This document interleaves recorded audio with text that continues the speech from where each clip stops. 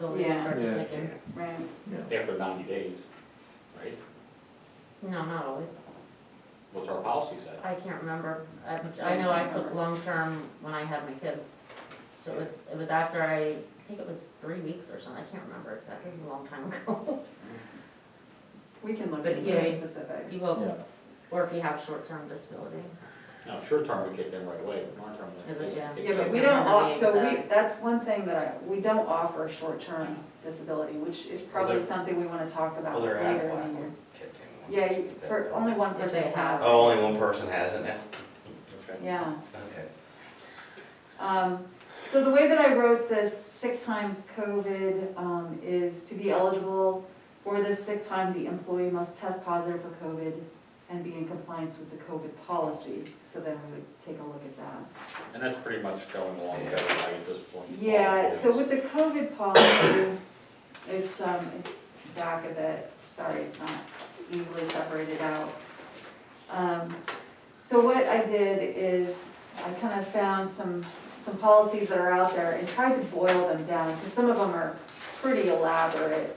Sorry, I'll wait till you find it, yes. Where is this? It's back, Lisa didn't put the separators in quite right, I apologize.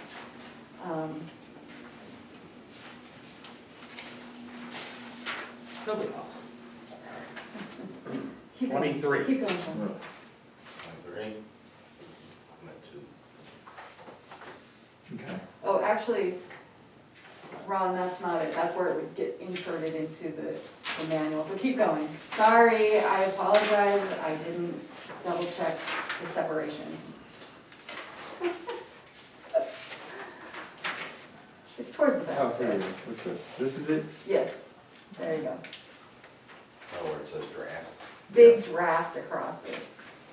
All right. Find it? There we go. 1, 2, 3. All right. There it is. Okay. So this just kind of has a section, it goes over the overview, kind of the purpose of this, roles and responsibilities, just that our goal is to prevent transmission of COVID-19. The manager is responsible for implementation, but the manager will work cooperatively with employees. Goes into worker protections. Employees are encouraged to follow distancing of 6 feet from other employees when inside. When it's not possible, employees are encouraged to wear face masks, particularly in vehicles. We make face masks available in the office. Goes on to say sanitizing wipes and hand sanitizer will be available throughout the township building and the vehicles. Then it goes into exposure infection. So first section talks about exposure. So for employees with exposure to people with suspected or confirmed COVID-19, that person will be required to wear a face mask while at work for 5 days. That's what we put in there. Following the exposure or as recommended by the CDC. So we tried to have a standard but then defer since standards change. Let's see, in addition to wearing a mask following exposure, the township encourages the maintenance of physical distancing of 6 feet, and we will provide testing kits to employees so they can test to see if they are COVID positive. Next section talks about physical distancing and maintaining 6 feet separation in the building, and if that's not possible, having some sort of divider or something like that. Then we go on to talk about cleaning and disinfection, stating that the building is cleaned and disinfected on a weekly basis. When a person is COVID positive, then the staff will coordinate to clean any areas where they were. And let's see here. Employee notification to employer of COVID. So this basically just says that, if an employee has tested positive, they need to let me know. And if they've tested positive, They have to follow the latest quarantine requirements established by the CDC and the township manager, and upon return to work, they need to maintain masking in accordance with CDC guidance. So again, trying to keep the language kind of general so that as the standards change, you know, we can still be flexible. During the required quarantine, the employee may use available COVID sick days, but is encouraged to work remotely or in isolation when possible. And then it goes on to say that, you know, when allowing an employee to work remotely, that we will continue to pay them for that time, okay? So we don't want someone to say, well, why should I bother doing anything? Try to let them know that, you know, they may be able to not use all their COVID days, let's say, in case they get sick again. Then it goes on to talk about employer notification to employees of COVID-19 exposure in the workplace. So if somebody comes in with COVID-19 and they've exposed other employees, we need to notify them, and then we would all be wearing masks for a certain number of days. And we've done this already a few times in the last few months. So, you know, an employee may have been exposed through a kid or somewhere else, and, you know, so we basically all just put on our masks for a few days until we know one way or the other.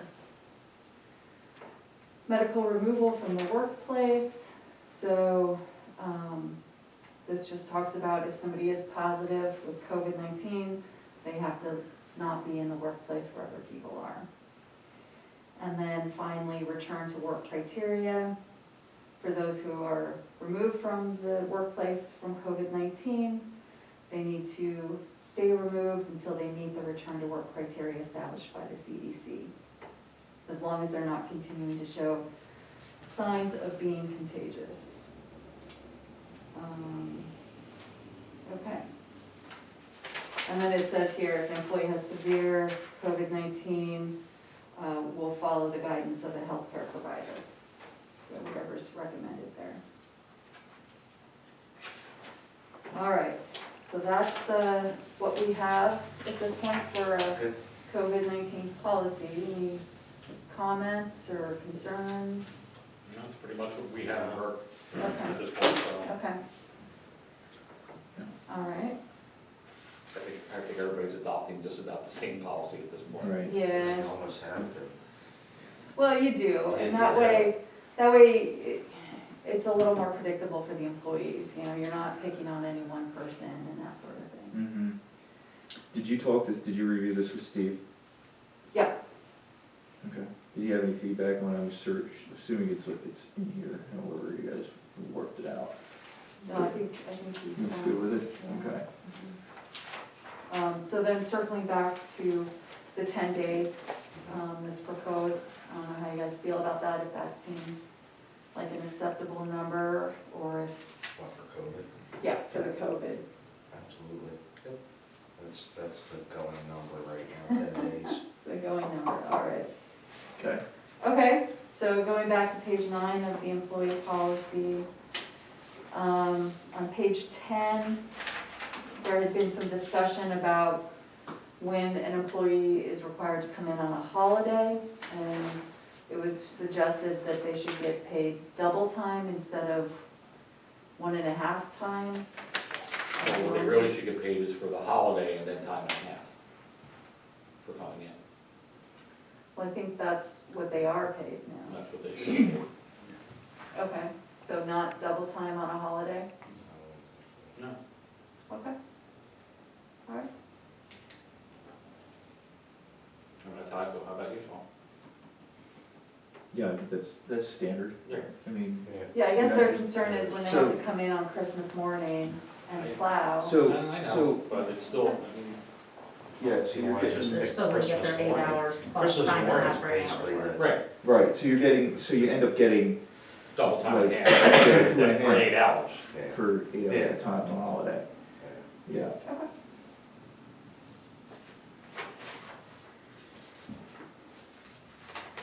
Unless you just wanna pick Christmas and do Christmas, that's a big holiday for everybody, yeah, kids anyway. All right, so going up to page 12, few changes to reflect the changes in our medical provisions provided, but then also under pension plan, currently an employee has to work here 8 years to vest in their pension, and the proposal is 5 years.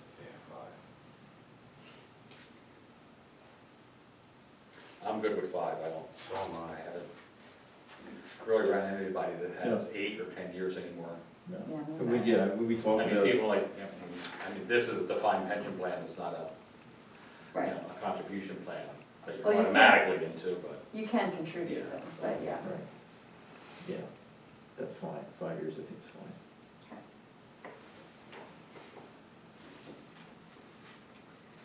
All right, and then I just added language about the fact that we added dental and we added life insurance for employees. What's that? It's pretty nice, it's all good, that's. Yeah, we're trying to keep the employees we have. All right. that Yeah, might it's be- very competitive out there with Yeah, it really is. employment. Sign-on notices, all that other All stuff. right, so Very easy. That's just gonna knock you out? I think the only other thing going out towards the end is a comp time policy.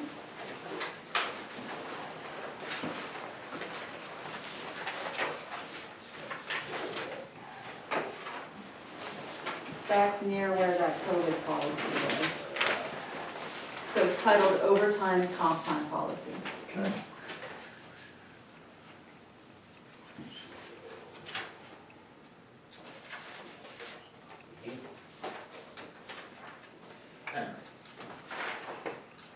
Sorry about this. I'll make sure that the dividers get in next time. All right, It's right before the COVID one. yeah, Okay. I'll look back. yeah, towards the back. I must have done.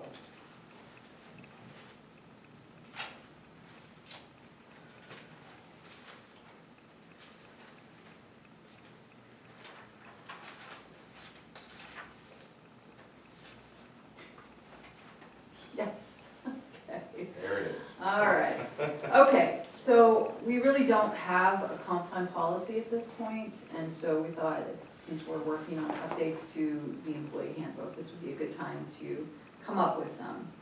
So, this pretty much mirrors how it's done. Steve's reviewed this, Kate's reviewed it, I think we're pretty comfortable with it fitting with how things have been done in the past. So, any hours worked over 8 hours a day, our comp time. We are proposing that any comp time accrued needs to be taken within 6 months, or at least by the end of the year. So it's not rolled forward. We're suggesting that the employee has to take their comp time before they start digging into their PTO, which they typically do, but this just kind of formalizes it. It's suggested that a maximum of 32 hours can be accumulated in comp time at any one time. So once you hit 32 hours, you're just paid overtime. We're not gonna keep accumulating it, because that means you're gonna be gone for a chunk of time sometime soon. So we're saying that when the employee wants to take their comp time, they can just schedule it through their supervisor like they would their PTO time. Let's see, if they separate from the township, the accumulated comp time will be paid in a lump sum. I believe this is required because they've earned it. Yeah. So we have some definitions just to kind of clarify things. Some record keeping language. Supervisor approval to use the comp time like I just mentioned. And then a statement, a paragraph that says work schedules may be adjusted to minimize overtime. So an example of this would be last Friday, we knew a storm was coming, so Steve tried to send all the guys home for the afternoon so that they could go home and get some sleep before they had to come back in at 8 o'clock at night. And so at least it saved us a few hours that day on overtime, comp time. All right, so then the last paragraph here has to do with holidays. I put in here the rate of, 2 hours overtime for every hour worked, but you just said no to that, so I'll just take that out.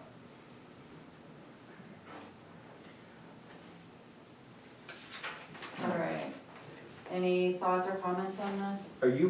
Are we already tracking comp time up to 180 days out?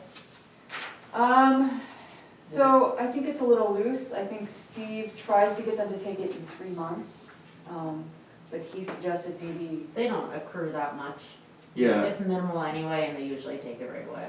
yeah, I'm just making sure, to keep it fair, who's, how do you keep track of it? I track it on a You just spreadsheet. track it on a spreadsheet? Okay. Days and the amount of hours they use. and now with our new payroll system, it'll be tracked on their paychecks, right? Okay, The comp time's not. Oh, it's not? Oh, okay. Okay. okay. Yeah, I mean, but we it's can- only, We can ask them to do that if you want. I think as long as you guys are able to keep track of it, I'm fine with as much time as you feel like you need to put in here. But, yeah, that's just really the issue, is just making sure we keep track of it. Yeah, Kate's on it. I'm good with it. Okay, All right, all right. good. Okay, so that was all that I had for those things.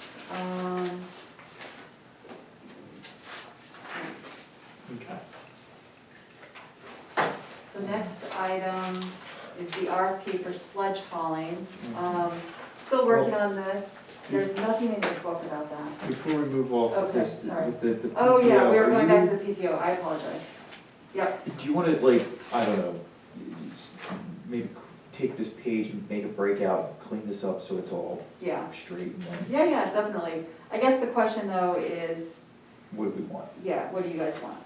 And then, How hard would it be to track when when somebody hits three years? I mean, it's in the, I don't think it's hard at all, because, I mean, especially now that we have a payroll company, Right. so they'll just set their anniversary date, and at that point, like, when they hit year 3, when they've been here that long, then the calculation will just Change. adjust, and it'll prorate for that year, pushing them to the prorated 20 days. you okay with that? Yeah. Yeah, I think that's the fairest way to do it. What payroll company? NCR. Okay. All right, and then you're all okay with carrying over 5 days of vacation or PTO? Yeah. Yeah. Yeah, Okay. yeah. All right, so what I'll do, I'll get you a cleaned up copy of this for your meeting next week, okay? Okay. All right. Thanks. Okay, so just quickly, we're still working on a sludge hauling RFP. Okay. I have an email here with Matt Landis, who handles our sewage plants, and he just kind of gave me a breakdown, a little more detailed breakdown, because originally I was told that we need 8,000 gallons hauled twice per week, but I felt like there was more specific information that I needed, so he said that each truckload is about 4,000 gallons from Perk Crossing twice a week, and then Ivy Ridge is kind of as needed, and then each load would be 4,000 gallons. And he talks about how he tries to decant the digester several times between loads. So I was able to find a couple other RFPs for sludge hauling on Penn Bid, so I'll just use those as a model, and then send it over to Dave to have him finalize it. Is there anything else you guys wanted me to add into this, or should we just focus on the sludge hauling while we're at it? I don't know. Does Steve need any hauling done normally during I the can- year? I can Or is ask he him. hauling everything? I can ask him, I'm not sure that he does, but I'll ask.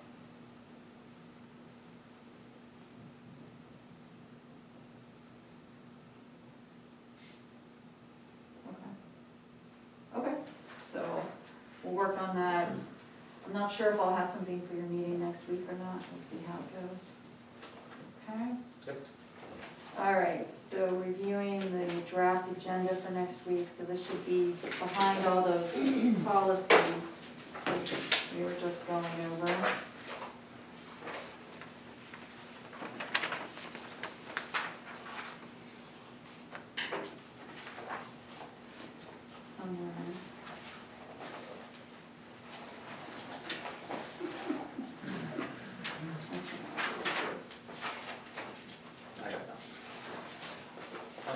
You got nothing, you found it? I can't find I it. think it was behind the Coget policy. I have an extra copy of it. Did you guys find it? There it is. Have, Yep, Oh, I think I found mine. yeah. I got it. both have it?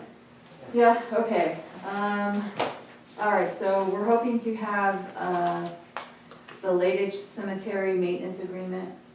Dave's been working on that. If we've got all the details, we'll try to put that together.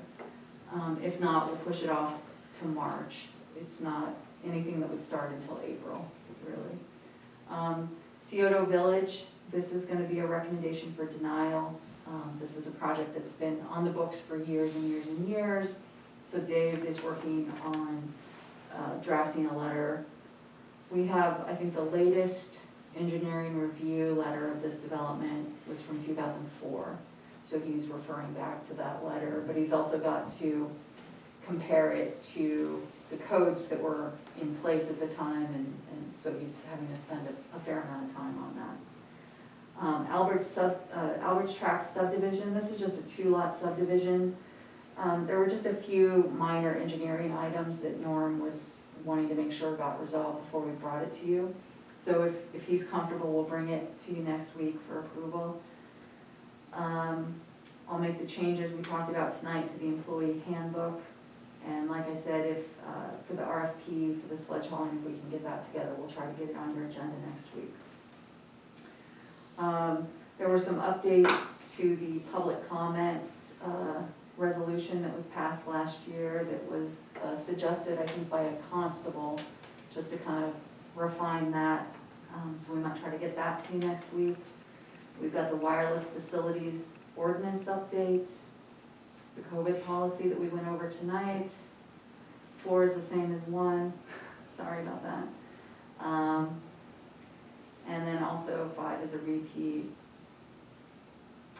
Number 6, this is the RFP for the water system in Perk Crossing and the hydrant study. Been trying to get Rick Sachs to get me a draft RFP. He says he's gonna have it to me in a few days, so if so, I'll try to get it on your agenda for next week. Okay, so we can try to get that moving forward. So I think those were the main things for your agenda for next week. Any additions or anything? At this point? Okay. So then the other thing I thought I would do is just share with you kind of a tracking sheet, my to-do list, just to kind of touch base with you on some of the things that, that I've got on my list to work on, and in case there's something you don't see on the list that you would like me to be working on. Some of these things, we just went over the water system analysis in Perk Crossing, the Ladich burial maintenance. We did talk to